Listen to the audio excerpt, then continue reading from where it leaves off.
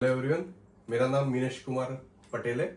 आज जो मैं बात करने वाला हूँ वो क्या है, chronic obstructive pulmonary disease. Yes, क्या हुआ शॉर्ट फॉर्म उसका? Chronic obstructive pulmonary disease, COPD है। क्रॉनिक ऑब्स्ट्रक्टिव पल्मोनरी डिजीज है। सो अभी हम क्या करते हैं, ये जो पूरा वर्ड जो है chronic obstructive pulmonary and disease, ये पूरे वर्ड को हम बाइफर्केट कर देते हैं।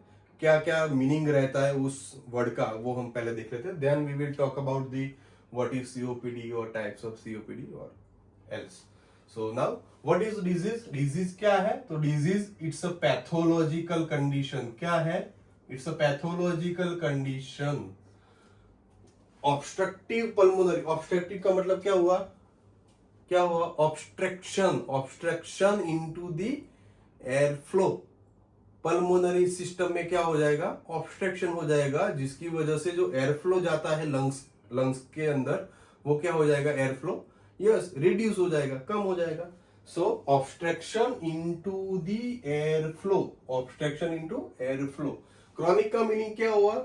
क्रॉनिक का मीनिंग क्या होगा? They takes the long time to develop, it takes long time to develop। तो डेफिनेशन क्या आएगा सीओपीडी का? तो चलिए देखते हैं। COPD it's a pathological condition. क्या है?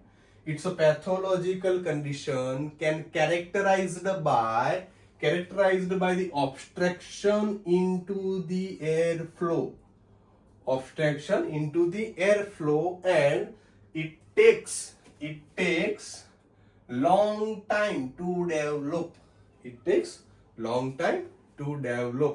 so it's a definition of the chronic का मीनिंग क्या होगा कि पहले कोई भी डिजीज जो होगा वो कौन से स्टेज पे होगा? यस, एक्यूट स्टेज पे होगा, जहां पे हम ट्रीटमेंट के थ्रू उसको स्टेबल कर सकते हैं। अगर वही डिजीज अगर वर्सनिंग कंडीशन में चला जाए बाय दी प्रोग्रेशन, सो वो क्या कहलाएगा? Chronic. But it takes the long time, ज्यादा टाइम लेगा हो, फिर बाद में डेवलप होगा डिजीज। चलिए चालू करते हैं। सो क्या हो गए अर्ली साइन ऑफ सीओपीडी? सो अर्ली साइन में क्या क्या आएगा? ongoing cough increases the excessive sputum production।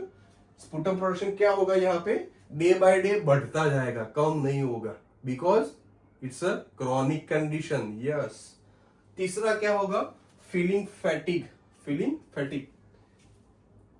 कुछ कोई भी काम में आपको क्या होगा? मन नहीं लगता है, थक जाओगे बार बार, ये सब जो फीलिंग होती है वो क्या होगी? Feeling of fatigue. सो ये अर्ली साइंस है सीओपीडी के। अगर ये दिखते हैं तो हमको समझ जाना है कि भाई हमको जरूरी है कि हम कुछ टेस्ट करवाए, जिससे पता चले कि कोई पल्मोनरी रिलेटेड या रेस्पिरेशन रिलेटेड कोई इश्यू है कि नहीं है। सो वो जस्टिफाई हो जाएगा टेस्ट के बाद। So now the diagnosis of the COPD. कैसे डायग्नोस कर पाएंगे हम क्रॉनिक ऑब्स्ट्रक्टिव पल्मोनरी डिजीज को?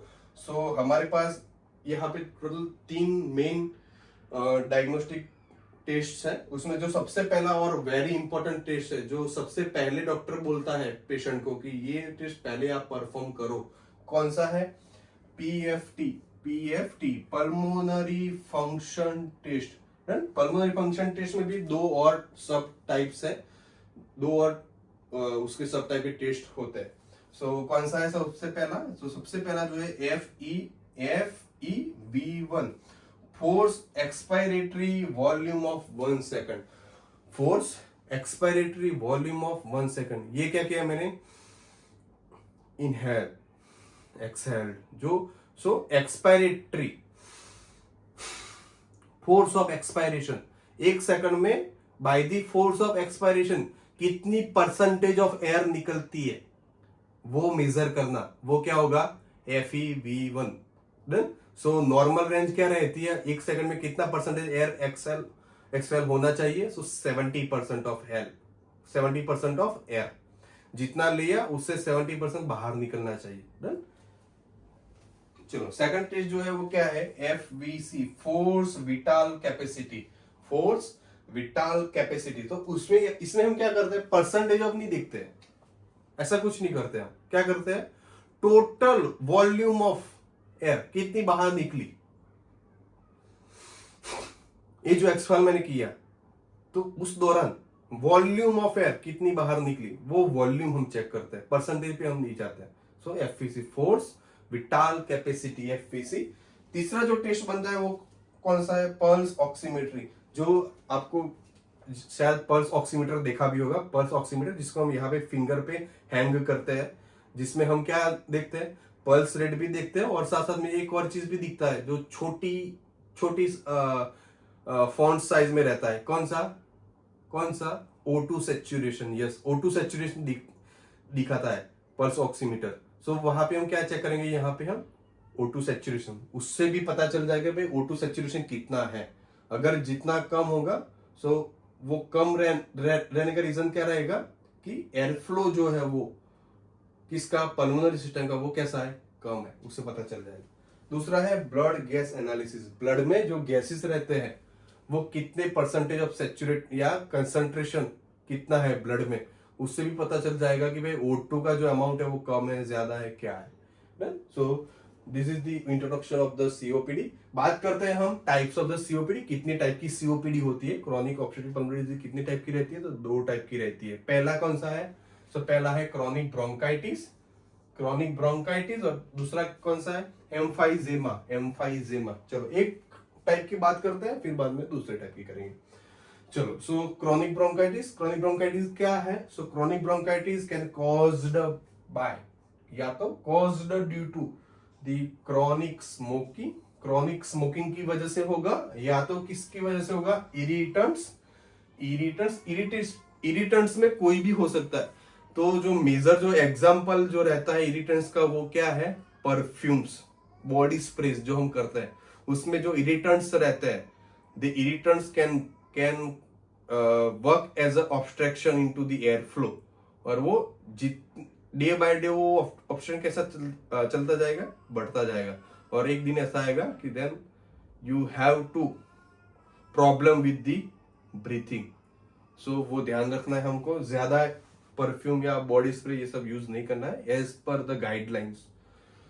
चलो, then inhalation of the dust inhalation. अगर आप ऐसे एनवायरमेंट में रहते हो जहां पे डस्ट पॉल्यूट्स एनवायरमेंट ज्यादा रहते हैं, सो उससे भी हमको दूर रहना है। Dust also can obstruct the air flow, so उससे भी हमको दूर रहना है। अगर रहते हो तो you can hygiene with your self by the mask. चलो, so because of the chronic smoking, because of the irritant, because of the inhalation of the dust, it leads to the chronic inflammation। किस type का inflammation होगा, chronic inflammation. Yes, ये बात याद रखनी है, भूलना नहीं है। Chronic inflammation of bronchioles and the increases the mucus production, yes, done. So this is the about the chronic bronchitis.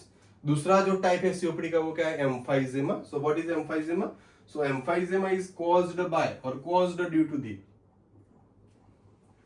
Decrease is the level of the enzymes. कौन सा एंजाइम का लेवल कम होगा, तो decrease is the alpha 1 antitrypsin enzyme. Antitrypsin alpha 1 जो enzyme है उसका level कम होगा, और क्या होगा, either increase is the proteases enzyme, या तो प्रोटीज एंजाइम जो है उसका लेवल बढ़ जाएगा, या तो जो अल्फा 1 एंटीट्रिप्सिन जो एंजाइम है उसका लेवल कैसा हो जाएगा, कम हो जाएगा। So because of that it leads to the increase the elastase activity. जो एल्वियोलाई की जो इलास्टेज एक्टिविटी जो रहती है वो कैसे हो जाएगी, बढ़ जाएगी। Due to the elastase activity into the alveoli, they damage the alveoli. Alveoli क्या हो जाएगा, डैमेज हो जाएगा। So this is the whole about the introduction of the COPD. यहाँ पे हमने क्लासिफिकेशन ऑफ सीओपीडी, मतलब ड्रग्स यूज्ड इन सीओपीडी, उसकी बात नहीं की हमने। क्यों नहीं किया, तो उसका रीजन है कि सीओपीडी में जो ड्रग्स यूज होती है, तो वो सेम ड्रग्स हम अस्थमा में भी यूज करते हैं। अस्थमा के जो 6 मेन क्लास है, उसमें से 2 क्लास जो है वो यहाँ पे यूज होते हैं। सो अगर आप एंटी अस्थमेटिक ड्रग अगर समझ लोगे तो सीओपीडी का ऑटोमेटिक समझ में आ जाएगा। सो मैं एज अ इंट्रोडक्शन पार्ट में समझा देता हूँ कौन से दो क्लास की ड्रग्स यूज होती है सीओपीडी में। तो एक जो क्लास है वो ब्रोंकोडायलेटर है, दूसरा जो क्लास है कॉर्टिकोस्टेरॉइड है। सो ब्रोंकोडायलेटर अस्थमा में भी यूज होता है और सीओपीडी में भी यूज होता है।